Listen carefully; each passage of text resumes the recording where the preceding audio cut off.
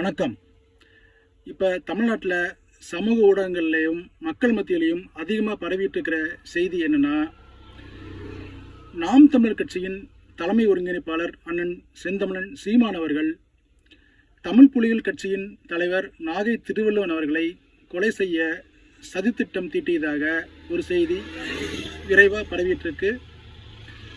இதுக்கு என்ன காரணம் அப்படின்னா, ட்ரைப்ஸ் வலையொலி அப்படிங்கிற சேனல் நடத்திட்டு இருக்கிற கரிகாலன் என்பவர் ஒரு வாட்ஸ்அப் செய்தியை, அதாவது யாரோ எங்கோ யாருக்குமே தெரியாத 2 நபர்கள் ஒரு வாட்ஸ்அப் செய்தியில் பேசிக்கொண்டதை வைத்து அண்ணன் சீமான் மீது குற்றம் சுமத்தி அதை பரப்பிக் கொண்டிருக்கிறார்கள். இதன் தொடர்ச்சியாக நாகை திருவள்ளுவனும் அவரது ஆதரவாளர்களும் அவரது கட்சியை சேர்ந்தவர்களும் டிஜிபி அலுவலகத்தில் அண்ணன் சீமானுக்கு எதிராக ஒரு புகார் ஒன்றை கொடுத்து அதனை விரைவாக நடவடிக்கை எடுக்கும்படி வலியுறுத்தி வந்தார்கள்.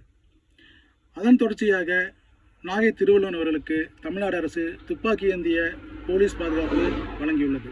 இதன் மூலம் நாம் அறிந்து கொள்வது ஒன்றுதான். அண்ணன் சீமான் அவர்களையும் நாம் தமிழர் கட்சியும் மக்கள் மத்தியில் ஒரு தீவிரவாதியை போன்றவும் தீவிரவாத இயக்கத்தை போலவும் கட்டமைக்க வேண்டும் என்ற நோக்கத்தில்தான் இந்த மாதிரியான செய்திகள் பரப்பப்பட்டு கொண்டிருக்கின்றன என்பது தெளிவாகிறது.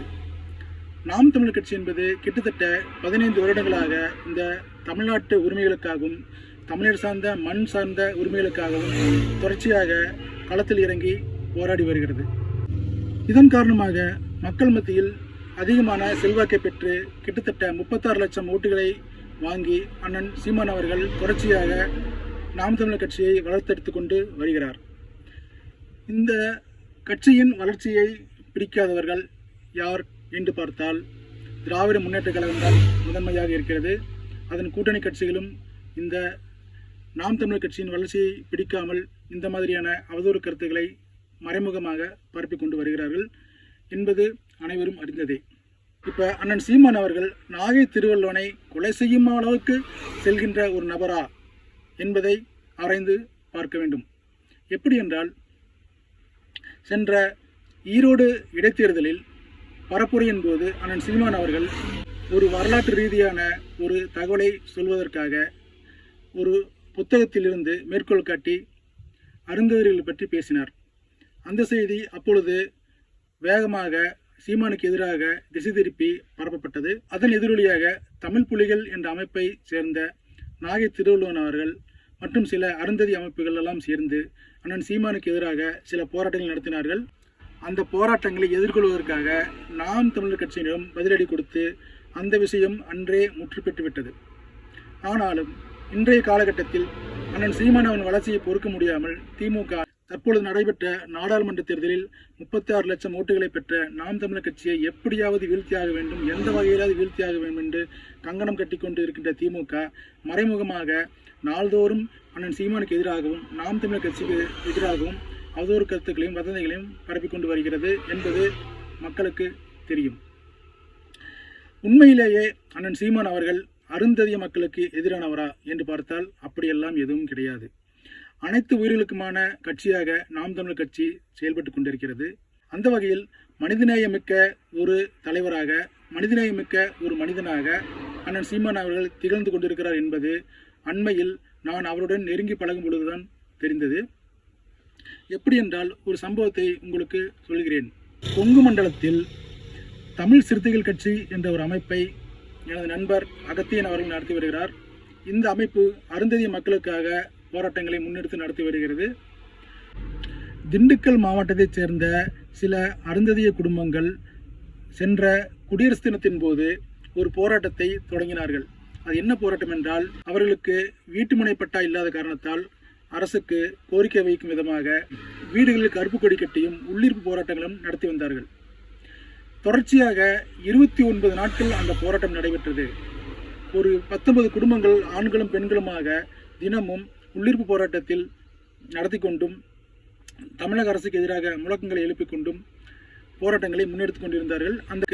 இந்த போராட்டத்தில் அந்த அருந்ததிய மக்களுக்கு ஆதரவாக தமிழ் சிறுத்தைகள் கட்சி முன்னாடி நின்று அந்த போராட்டத்தை முன்னெடுத்து நடத்தியது.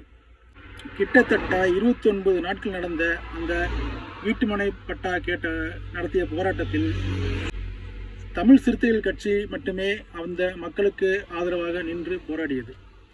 இந்த காலகட்டத்தில் தமிழ்நாட்டில் இருக்கக்கூடிய கிட்டத்தட்ட 27 அருந்ததி அமைப்புகள் இருக்கின்றன என்று சொல்லப்படுகிறது. அதில் எந்த அமைப்புமே இந்த அருந்ததி மக்களுக்காக குரல் கொடுக்கவும் இல்லை, ஆதரவு தெரிவிக்கவும் இல்லை என்பது அனைவருக்கும் தெரியும். அருந்ததி மக்களுக்காக தொடர்ச்சியாக குரல் கொடுத்து வருகிறோம் என்று கூறக்கூடிய நாகை திருவள்ளுவன் கூட இந்த மக்களுக்கு இந்த போராட்டத்தில் ஆதரவு நிலை எடுக்கவில்லை, யாருமே கண்டுகொள்ளவில்லை.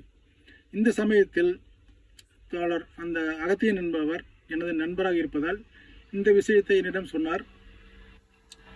நான் ஒரு முறை சென்னையில் அண்ணன் செந்தமிழன் சீமானை சந்திப்பதற்காக தேர்தல் குறித்தான சில அரசியல் நிகழ்வுகளை பற்றி பேசுவதற்காகவும் சில வேலைகளை செய்வதற்காகவும் அவருடைய ஆலோசனை பெற்றுக்கொள்வதற்காக அண்ணனை நேரில் சந்தித்து பேசிக் கொண்டிருந்த பொழுது இந்த விஷயத்தை அண்ணனிடம் எதேச்சையாக போகிற போக்கில் சொன்னேன். அடுத்த நொடியே செந்தமிழன் சீமான் அவர்கள் உடனடியாக தன்னுடைய அலைபேசி எடுத்து திண்டுக்கல் மாவட்டத்தைச் சேர்ந்த மாவட்ட செயலாளரை அழைத்து, தம்பி, இந்த மாதிரி திண்டுக்கல் மாவட்டம் வெண்ணந்தூர் கிராமம் பகுதியில் அருந்ததி அமைப்புகள் வீட்டுமனை பட்டா கேட்டு போராடிட்டு இருக்காங்க. 1 மாதமாக போராடுகிறார்கள். இந்த போராட்டத்திற்கு நாம் ஆதரவு தெரிவிக்க வேண்டும். நாம் அனைவருக்குமான அரசியலைத்தான் நடத்தி கொண்டிருக்கிறோம். அதனால் மனிதநேயத்தின் அடிப்படையில் அந்த மக்களுக்கு நம்ம ஆதரவு தெரிவிக்க வேண்டும். அவர்கள் போராட்டத்திற்காக களத்தில் நின்று போராட வேண்டும். உடனடியாக சென்று அந்த மக்களை சந்தித்து ஆதரவு தெரிவித்து பேசுங்கள் என்று உத்தரவிட்டார். இது என் கண் முன்னாடி நடந்தது. நான் சொன்ன அடுத்த நொடியே சிறிதும் யோசிக்காமல் அண்ணன் அவர்கள் இந்த ஏற்பாட்டை செய்தார்.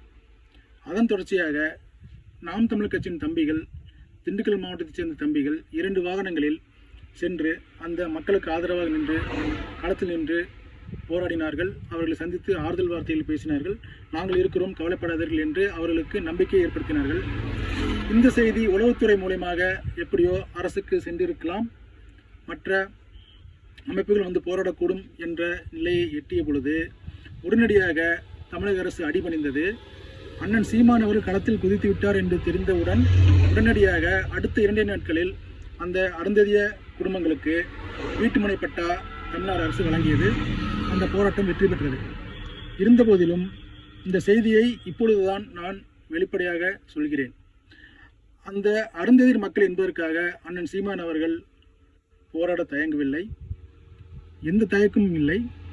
அவர்கள் மனிதநேயம் என்ற அடிப்படையில் மட்டுமே இந்த நிகழ்வை முன்னெடுத்து நடத்தினார். இது அண்ணன் இதுவரையும் வெளியில் சொல்லவும் இல்லை, கிளைம் பண்ணிக்கொள்ளவும் இல்லை. இது போகட்டும். இப்படிப்பட்ட மனிதநேயமிக்க ஒரு நபரை, ஒரு தலைவரை அருந்ததி மக்களுக்கு எதிரானவர் என்று தொடர்ச்சியாக சித்தரிப்பதன் மூலமும், தொடர்ச்சியாக நாம் தமிழர் கட்சி அருந்ததிற்கு எதிரான கட்சியை கட்டமைப்பதன் மூலமும் யாருக்கு பலன் ஏற்படும் என்பதை சற்று சிந்தித்து பாருங்கள். இந்த அருந்ததி மக்களுக்கு உள்ஒதுக்கீடு கொடுத்ததாகவும் மாதிரி தம்பட்டம் அடித்துக் கொண்டிருக்கின்ற திராவிட முன்னேற்ற கழகத்தைச் சேர்ந்த ஒரு தலைவர் அருந்ததி மக்களை எப்படி பேசுகிறார் என்று பாருங்கள். ஆதி திராவிட சமுதாயத்தில் அடுக்கின் கீழ் கடைசி அடுக்காக இருக்கின்ற மனத்தை அள்ளுகின்ற ஆதி திராவிட சமுதாயத்தில் இருக்கிற அருந்ததியர் யாராச்சும் போய் மனு போட்டாங்களா? இல்லையே. வாக்கு வங்கிகளுக்கு அரசு அப்பாற்பட்டு எத்தனை ஜாதி இருக்கு, பெரிய பெரிய ஜாதிலாம் இருக்கு. அருந்ததியர் ஓட்டு போட்டு யாராவது ஜெயிச்சிட முடியுமா? ஆனால் மக்கள் மத்தியில் செய்தி எப்படி கொண்டு சேர்க்கப்படுகிறது என்பதையும் பாருங்கள். இது அரசியல் காழ்ப்புணர்ச்சியின் காரணமாகவும் அரசியல் வன்மத்தின் காரணமாகவும் அண்ணன் சீமான் அவர்களை அருந்ததிக்கு எதிரானவராக கட்டமைப்பதன் மூலமாக மக்கள் மத்தியில் செல்வாக்கை குறைப்பதற்காக இந்த வேலைகள் நடத்தப்படுகிறது என்பது தெளிவாகிறது. இதில் இன்னொரு வேடிக்கை என்னவென்றால், அந்த தமிழ் சிறுத்தைகள் கட்சிக்கு ஆதரவாக அன்று நாம் தமிழர் கட்சி உடன் நின்றது. ஆனால் அந்த தமிழ் சிறுத்தைகள் கட்சியின் தலைவர் அகத்தியன் அவர்கள் இன்று அண்ணன் சீமானை கைது செய்ய வேண்டும் என்று தனது முகநூல் பக்கத்தில் பேசிக் கொண்டிருக்கிறார். தமிழ்நாடு அரசு உடனடியாக சீமான் மீது SC/ST வன்கொடுமை தடுப்பு சட்டத்தின் கீழ் வழக்கு பதிவு செய்து உடனடியாக நடவடிக்கை எடுக்க வேண்டும். காலத்தின் கொடுமை, நன்றிக்கடன் இல்லாத நயவஞ்சகர்கள் இவர்கள் என்பது தெளிவாகிறது. எனவே மக்களே, சற்றே சிந்தித்து பாருங்கள். அண்ணன் சீமானுக்கு எதிராக சில நயவஞ்சக நரிகள் இந்த மாதிரியான செய்திகளை பரப்பிக் கொண்டிருக்கிறார்கள். அதில் துளியும் உண்மையில்லை என்பதை உணர்ந்து கொள்ளுங்கள் என்று கேட்டுக்கொள்கிறேன்.